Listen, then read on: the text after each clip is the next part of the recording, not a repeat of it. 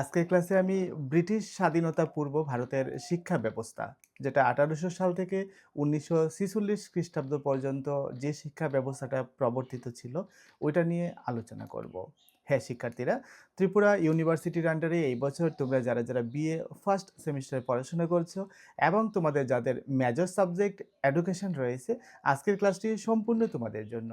আজকের ক্লাসে আমি তোমাদের এডুকেশন মেজর সাবজেক্ট পেপার 2 এ ইউনিট 2 তে যে টপিকগুলো রয়েছে সেগুলো নিয়ে সংক্ষিপ্ত ধারণা তোমাদের দেব। যে সময়কালটার কথা বলা হয়েছে, এই সময়কালে বহু গুরুত্বপূর্ণ শিক্ষা উদ্যোগ এবং নীতি গ্রহণ করা হয়েছিল, যেটা ভারতের আধুনিক শিক্ষার ভিত্তি স্থাপন করেছিল। হ্যাঁ শিক্ষার্থীরা, এই মূল বিষয়গুলো নিয়ে আমি আজকে আলোচনা করব। তো ক্লাসটি শুরু করার আগে তোমরা যারা আমার চ্যানেলে নতুন, অবশ্যই চ্যানেলটি সাবস্ক্রাইব করে দেবে। এর ফলে যখনই আমি নতুন ক্লাস নিয়ে আসব, সবার আগে তোমার কাছে পৌঁছে যাবে। তো প্রথমত আমরা আলোচনা করব ফোর্ট উইলিয়াম কলেজ নিয়ে। এটা কত সালে প্রতিষ্ঠিত হয়েছিল তোমরা প্রত্যেকেই জানো, যে ১৮০০ খ্রিস্টাব্দে ফোর্ট উইলিয়াম কলেজ প্রতিষ্ঠিত হয়েছিল। এবং এই ফোর্ট উইলিয়াম কলেজ প্রতিষ্ঠার সাথে যে নামটি গুরুত্বপূর্ণ, সেটি হচ্ছে লর্ড ওয়েলেসলি। অর্থাৎ লর্ড ওয়েলেসলি কলকাতাতে এই ফোর্ট উইলিয়াম কলেজ প্রতিষ্ঠা করেন। তো প্রতিষ্ঠার মূল উদ্দেশ্য কী ছিল? মূল উদ্দেশ্য ছিল ব্রিটিশ কর্মচারীদের প্রাচ্য ভাষা, সাহিত্য, সংস্কৃতি এবং রীতিনীতি শেখানো। তো কলেজের শিক্ষক এবং বিদ্বান ব্যক্তিরা যারা ছিলেন, তারা বাংলা সহ ভারতীয় ভাষার সংস্কার এবং উন্নয়নে গুরুত্বপূর্ণ ভূমিকা রেখেছিলেন। এই প্রসঙ্গে আমরা রামরাম বসু, তারপর তারিণীচরণ মিত্র, মৃত্যুঞ্জয় বিদ্যালঙ্কার, তাদের নাম উল্লেখ করতে পারি। তো তারা বিখ্যাত বাঙালি পণ্ডিত ছিলেন। তো তারা এই কলেজের উন্নতিতে, এই কলেজকে কেন্দ্র করে পাঠ্যপুস্তক তৈরিতে এবং পাশাপাশি যে শিক্ষা বিস্তারে গুরুত্বপূর্ণ অবদান তারা রেখেছিলেন।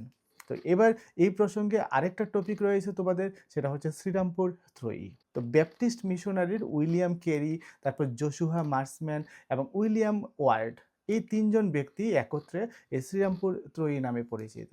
তারা ১৮০০ সালে শ্রীরামপুর মিশন প্রতিষ্ঠা করেন। এটার উপর তোমাদের শর্ট কোশ্চেন আসতে পারে যে শ্রীরামপুর মিশন কত সালে প্রতিষ্ঠিত হয়। মনে রাখবে, ফোর্ট উইলিয়াম কলেজ ১৮০০ সালে প্রতিষ্ঠিত হয়, আবার শ্রীরামপুর মিশনও ১৮০০ সালেই প্রতিষ্ঠিত হয়। তো তারা বাংলায় প্রথম ছাপাখানা, যে ছাপাখানাটার নাম ছিল শ্রীরামপুর মিশন প্রেস, এবং সালটা ছিল ১৮০১, অর্থাৎ ১৮০১ সালে শ্রীরামপুর মিশন প্রেস স্থাপিত হয়। তো এটি বাংলা গদ্য এবং গ্রন্থ প্রকাশনার ক্ষেত্রে বিপ্লব এনেছিল। মূলত ফোর্ট উইলিয়াম কলেজে যে পণ্ডিতরা ছিলেন, তারা যে পাঠ্যপুস্তকগুলো প্রস্তুত করেছিলেন, ওই পাঠ্যপুস্তকগুলোকে ছাপার অক্ষরে প্রকাশ করার জন্যই মূলত এই ছাপাখানাটা প্রতিষ্ঠিত হয়েছিল। তো এরা বহু দেশীয় ভাষা এবং ইংরেজি মাধ্যমে স্কুল প্রতিষ্ঠা করেছেন এবং বিভিন্ন ভাষায় বাইবেলও অনুবাদ করেছেন। এবার আমরা আলোচনা করব গুরুত্বপূর্ণ কিছু আইন এবং কিছু নীতিসমূহ নিয়ে, বিশেষভাবে ১৮১৩ সাল থেকে ১৮৫৭ সাল, এই সময়টার মধ্যে শিক্ষা সংক্রান্ত গুরুত্বপূর্ণ যে আইন এবং যে নীতিগুলো ছিল, ওইগুলোই আমি তোমাদের এখন আলোচনা করছি। তো প্রথমত আমরা আলোচনা করব চার্টার অ্যাক্ট বা সনদ আইন ১৮১৩ নিয়ে। তো এই আইনটা ভারতের সরকারি উদ্যোগে শিক্ষা বিস্তারের প্রথম পদক্ষেপ।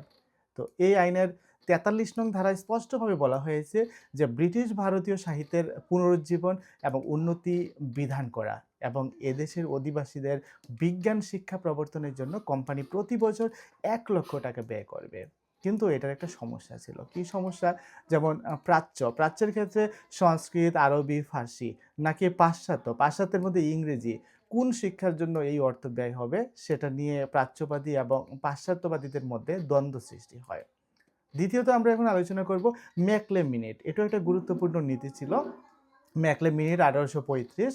তো টমাস ব্যাবিংটন ম্যাকলে, যিনি ছিলেন লর্ড উইলিয়াম বেন্টিংয়ের আইন সচিব। তো মূল কিছু সুপারিশ ছিল, যেমন ইংরেজিকে উচ্চশিক্ষার মাধ্যম হিসেবে ঘোষণা করা, অর্থাৎ ইংরেজিকে উচ্চশিক্ষার মাধ্যম হিসেবে ঘোষণা করা হয় এই সুপারিশ অনুসারে। পাশাপাশি পাশ্চাত্য শিক্ষা প্রসারের উপরও জোর দেওয়া হয়। আরেকটা গুরুত্বপূর্ণ বিষয় এটার সাথে সম্পর্কিত, সেটা হচ্ছে ডাউনওয়ার্ড ফিল্টারেশন থিওরি, যেটাকে চুইয়ে পড়ার নীতি বলা হয়। তো এই নীতির উদ্দেশ্য ছিল সমাজের যে উচ্চ এবং মধ্যবিত্ত শ্রেণী, তাদের মধ্যে ইংরেজি শিক্ষার প্রচার ঘটানো, যাতে এই শিক্ষিত শ্রেণীরা ধীরে ধীরে সাধারণ জনগণের মধ্যে জ্ঞানটা ছড়িয়ে দিতে পারে। তো এবার আরেকটা টপিক, সেটা হচ্ছে অ্যাডামস রিপোর্ট, যেটা ১৮৩৫ থেকে ১৮৩৮ এই সময়ের মধ্যে ছিল। তো এই অ্যাডামস রিপোর্টের সাথে যে নামটা সম্পর্কিত সেটা হচ্ছে উইলিয়াম অ্যাডাম। এই উইলিয়াম অ্যাডামকে সরকার দেশীয় শিক্ষা ব্যবস্থাটা কেমন চলছে সেটা তদন্ত করার জন্য নিয়োগ করেন এবং একটা রিপোর্ট পেশ করার জন্য বলেন। সেটাই হচ্ছে অ্যাডামসের রিপোর্ট। তো অ্যাডামস তার রিপোর্টে দেশীয় বিদ্যালয়গুলোর যে দুরবস্থা আছে সেগুলোকে তুলে ধরেন এবং সেগুলোকে রক্ষা করে জাতীয় শিক্ষার যে ভিত্তি, ওই ভিত্তি স্থাপনের জন্য কিছু সুপারিশ করেন। কোন ধরনের সুপারিশ? যেমন এই রিপোর্ট অনুসারে বলা হয়েছে যে গ্রামীণ শিক্ষা ব্যবস্থার তথ্য সংগ্রহ, দেশীয় ভাষায় পাঠ্যপুস্তক রচনা, তারপর শিক্ষক প্রশিক্ষণ, বিশেষভাবে নরমাল স্কুল স্থাপন করা। তো এই বিষয়গুলো এটার প্রধান সুপারিশ ছিল। এবার আমরা আলোচনা করব উডের ড্যাসপেস নিয়ে। 1854 সালে যে উডের ড্যাসপেস হয়েছিল। তো একে ভারতে ইংরেজি শিক্ষার ম্যাগনা কার্টাও বলা হয়ে থাকে। স্যার চার্লস উড এটি তৎকালীন গভর্নর জেনারেল লর্ড ডালহৌসির কাছে পাঠিয়েছিলেন। তো এটার যে সুপারিশগুলো সেগুলোর মধ্যে প্রথমত প্রতিটি প্রদেশে স্বতন্ত্র শিক্ষা বিভাগ স্থাপন করা, এটা ছিল প্রথম সুপারিশ। তারপর লন্ডন বিশ্ববিদ্যালয়ের ধাঁচে কলকাতা, মুম্বাই এবং মাদ্রাজ শহরে বিশ্ববিদ্যালয় স্থাপন করা, এটাও ছিল আরেকটা গুরুত্বপূর্ণ সুপারিশ। তারপর প্রাথমিক স্তরে মাতৃভাষা, উচ্চ বিদ্যালয়ে অ্যাংলো ভার্নাকুলার এবং কলেজ স্তরে ইংরেজি শিক্ষার মাধ্যম হবে, এই সুপারিশগুলো ছিল। এবার আমরা আলোচনা করব কিছু গুরুত্বপূর্ণ কমিশন এবং কিছু নীতিসমূহ নিয়ে। বিশেষভাবে 1882 থেকে 1944 খ্রিস্টাব্দের মধ্যে এই শিক্ষা সংক্রান্ত বিভিন্ন কমিশন এবং বিভিন্ন নীতিগুলো ছিল। ওইগুলোই আমি সংক্ষিপ্তভাবে তোমাদের সামনে তুলে ধরার চেষ্টা করছি। প্রথমত হান্টার কমিশন, যে হান্টার কমিশন প্রতিষ্ঠা হয়েছিল 1882 খ্রিস্টাব্দে। এটা সভাপতি কে ছিলেন? সভাপতি ছিলেন স্যার উইলিয়াম উইলসন হান্টার। তো এটা ছিল প্রথম ভারতীয় শিক্ষা কমিশন। এটার উপর তোমাদের প্রশ্ন আসতে পারে যে প্রথম ভারতীয় শিক্ষা কমিশন কোনটি ছিল? কোনটি? Hunter commission.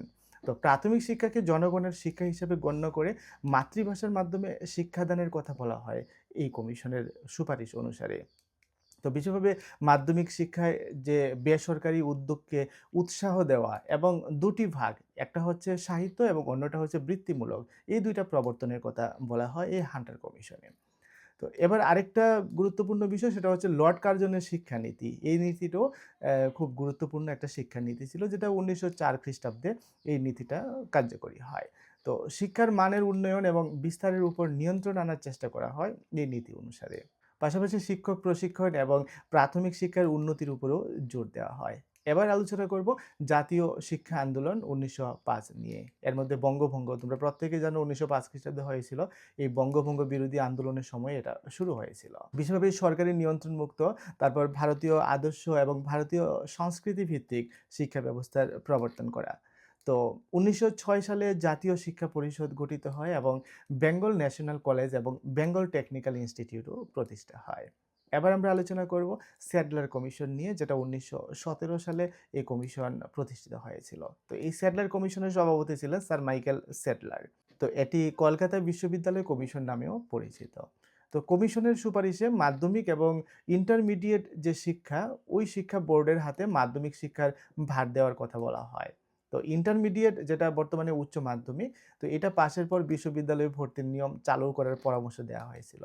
তো এই কমিশনের সুপারিশে ঢাকা বিশ্ববিদ্যালয় প্রতিষ্ঠিত হয়েছিল। বর্তমানে ঢাকা যে বিশ্ববিদ্যালয়, এটা সাধারণত এই কমিশনের সুপারিশের ভিত্তিতেই প্রতিষ্ঠিত হয়েছিল। এবার আরেকটা টপিক, যেটা হচ্ছে হার্টগ কমিটি রিপোর্ট, যেটা 1929 সালে এই রিপোর্টটা পেশ হয়েছিল। এটার সভাপতি ছিলেন স্যার ফিলিপ জোসেফ হার্টগ। তো এই কমিটি শিক্ষার অপচয়, যে ওয়েস্টেজ যে বিষয়টাকে আমরা বলে থাকি, এবং স্থবিরতা, স্থবিরতা মানে কি স্ট্যাগনেশন যেটাকে আমরা বলে থাকি, এই সমস্যাগুলো তুলে ধরে। বিশেষভাবে প্রাথমিক শিক্ষায় গণশিক্ষার উপর মনোযোগ দিতে বলা হয় এবং বিশ্ববিদ্যালয়ের গুণগত মান বজায় রাখার জন্য ভর্তির সংখ্যা নিয়ন্ত্রণের সুপারিশ করা হয়।